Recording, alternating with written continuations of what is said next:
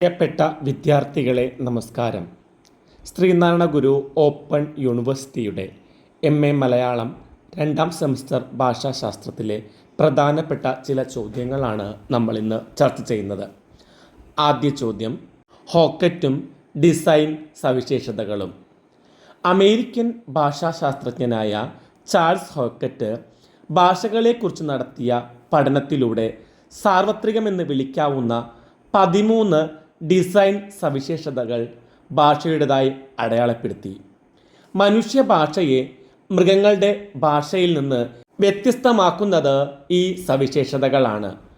ആദ്യത്തെ 9 സവിശേഷതകൾ ആൾക്കുരങ്ങുകളുടെ ആശയവിനിമയവുമായി പൊരുത്തപ്പെടുമെങ്കിലും അവസാനത്തെ 4 മനുഷ്യബന്ധം മാത്രമുള്ളവയാണ്. ഘടനാവാദത്തിൽ ബ്ലൂംഫീൽഡിന് ശേഷമുള്ള കാലഘട്ടത്തെയാണ് ഹോക്കറ്റ് പ്രതിനിധീകരിക്കുന്നത്. അദ്ദേഹം പറഞ്ഞ സവിശേഷതകൾ എന്തെല്ലാമെന്ന് നോക്കാം.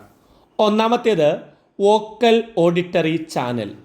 ഭാഷോൽപാദനത്തിൽ വോക്കൽ സിഗ്നലുകൾ എങ്ങനെ ഉപയുക്തമാകുന്നു എന്നതാണ് മുഖ്യമായും ഇവിടെ വിശദമാക്കുന്നത്. വക്താവ് വാഗ് ഇന്ദ്രിയങ്ങളുമായി ബന്ധപ്പെട്ട ഒരു വോക്കൽ ട്രാക്റ്റ് ഉപയോഗിച്ച് ഭാഷണ ശബ്ദങ്ങൾ ഉൽപ്പാദിപ്പിക്കുകയും ശ്രോതാവ് ശ്രവണേന്ദ്രിയം ഉപയോഗിച്ച് അവയെ സ്വീകരിക്കുകയും വിനിമയം സാധ്യമാക്കുകയും ചെയ്യുന്നു. രണ്ടാമത്തേത് broadcast transmission and directional reception. ഭാഷണ ശബ്ദങ്ങൾ തരംഗങ്ങളായി പുറപ്പെടുകയും അവ എല്ലാ ദിശകളിലേക്കും പ്രക്ഷേപണം ചെയ്യപ്പെടുകയും ചെയ്യുന്നു. എന്നാൽ അവ ഒരു പ്രത്യേക ദിശയിൽ നിന്ന് പ്രത്യേക ഉത്ഭവസ്ഥാനത്തു നിന്നും പുറപ്പെടുന്നതായി ശ്രോതാവ് മനസ്സിലാക്കി അതിനെ സ്വീകരിക്കുന്നു. 3 ട്രാൻസിറ്റോറിനസ്, മങ്ങിപ്പോകൽ. ഉച്ചരിതമായ ശബ്ദ തരംഗങ്ങൾ ക്ഷണികങ്ങളാണ്. ഉച്ചരിക്കുന്ന വേളയിൽ തന്നെ അത് സ്വീകരിക്കുകയും വ്യാഖ്യാനിക്കുകയും ചെയ്യേണ്ടതുണ്ട്. അവയെ പിന്നീട് വീണ്ടെടുക്കാൻ കഴിയുകയില്ല. 4 ഇൻ്റർചേഞ്ചബിലിറ്റി, പരസ്പരം മാറാനുള്ള കഴിവ്. മനുഷ്യർക്ക് ഒരേ ഭാഷാ സിഗ്നലുകൾ കൈമാറാനും സ്വീകരിക്കാനും കഴിയും എന്നതിനാൽ അവർക്ക് തങ്ങൾ മനസ്സിലാകുന്ന ഏത് ഭാഷാ സന്ദേശവും പുനർനിർമ്മിക്കാൻ കഴിയും. സംഭാഷകൻ, ശ്രോതാവ് എന്നീ റോളുകൾ ഇതിലൂടെ പരസ്പരം മാറ്റി ഉപയോഗിക്കാനും കഴിയും. 5 ടോട്ടൽ ഫീഡ്ബാക്ക്.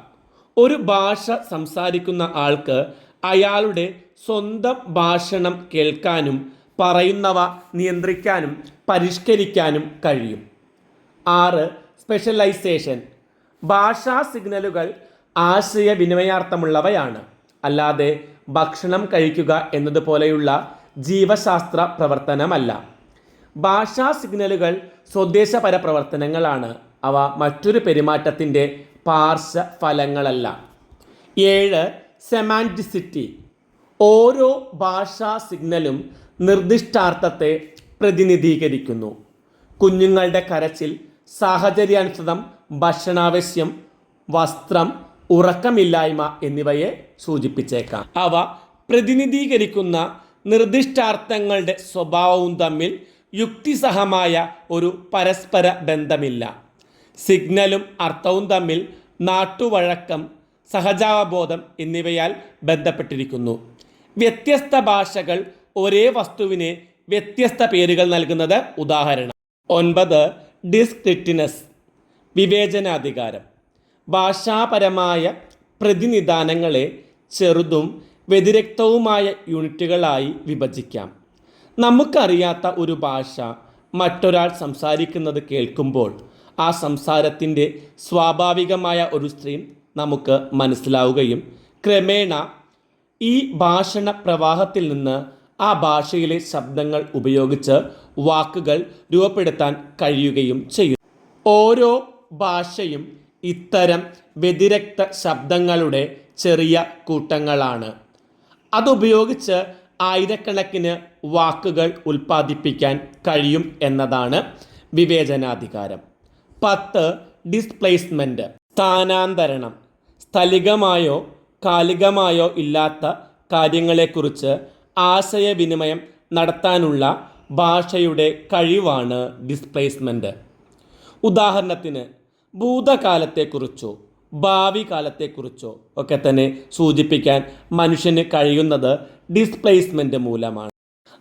അസ്തിത്വത്തെക്കുറിച്ച് ഉറപ്പ് പറയാൻ കഴിയാത്ത യക്ഷി, മാലാക, സ്വർഗം മുതലായവയെക്കുറിച്ചും നാം സൂചിപ്പിക്കുന്നിടത്തും ഡിസ്പ്ലേസ്മെൻ്റാണ് പ്രവർത്തിക്കുന്നത്. 11 പ്രൊഡക്ടിവിറ്റി, ഉൽപാദനക്ഷമത. മനുഷ്യർക്ക് അനന്തമായ പുതിയ ഉച്ചാരണങ്ങളും വാക്കുകളും മനസ്സിലാക്കാനും നിർമ്മിക്കാനും സാധിക്കുന്നത് ഭാഷയുടെ ഉൽപ്പന്നക്ഷമത മൂലമാണ്. 12 കൾച്ചറൽ ട്രാൻസ്മിഷൻ, സംസ്കാര പ്രക്ഷേപണം. ഭാഷാ പഠനത്തിനുള്ള സഹജമായ കഴിവുമായാണ് മനുഷ്യൻ ജനിക്കുന്നതെങ്കിലും മാതൃഭാഷ തന്നെ അവരുടെ സമൂഹത്തിലെ മുതിർന്നവരിൽ നിന്ന് കേട്ട് പഠിക്കുകയാണ് ചെയ്യുന്നത്. മറ്റൊരു തരത്തിൽ പറഞ്ഞാൽ ഭാഷ സാമൂഹികമായ ഒരു തലമുറയിൽ നിന്ന് മറ്റൊന്നിലേക്ക് കൈമാറ്റം ചെയ്യപ്പെടുന്നു. ഒറ്റപ്പെട്ട് ജീവിക്കുന്ന ഒരു ശിശുവിന് ഭാഷ ലഭിക്കുന്നില്ല. 13 ഡ്യുവാലിറ്റി ഓഫ് പാറ്റേൺ, ദ്വൈത മാതൃക. അർത്ഥശൂന്യമായ ഭാഷണ ശബ്ദങ്ങളെ നിയമങ്ങൾക്കനുസൃതമായി മോർഫിമുകളിലേക്കും വാക്കുകളിലേക്കും സംയോജിപ്പിക്കാൻ കഴിയുന്നത് ഈ ദ്വൈത സ്വഭാവം കൊണ്ടാണ്.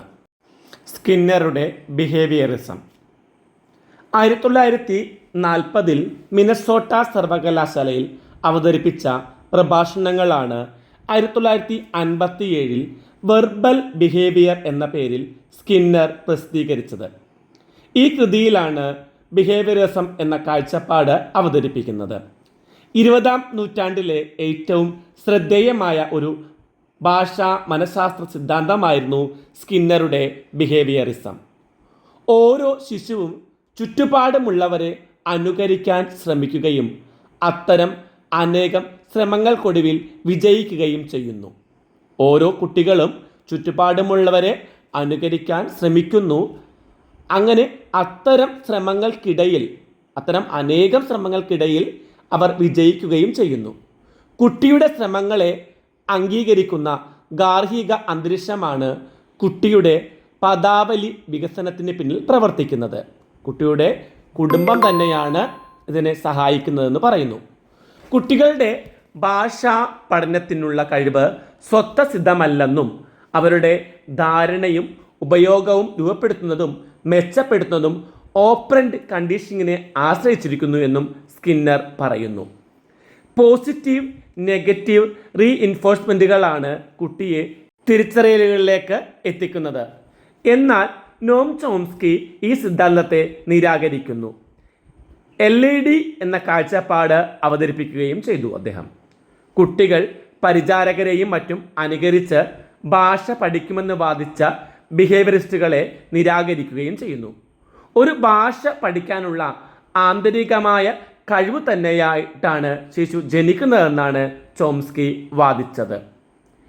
LED മനുഷ്യന് മാത്രമുള്ള സവിശേഷതയാണ്. ഏത് ഭാഷയുടെയും നിയമങ്ങൾ പ്രവർത്തിക്കാൻ സഹായിക്കുന്ന സംവിധാന ക്രമം പോലെയാണത് പ്രവർത്തിക്കുന്നത്. എല്ലാ മനുഷ്യഭാഷകളുടെയും അടിസ്ഥാന വ്യാകരണ ഘടന ഒന്നു തന്നെയാണ്. ഇതാണ് സാർവത്രിക വ്യാകരണം എന്നുകൊണ്ട് ഉദ്ദേശിക്കുന്നത്.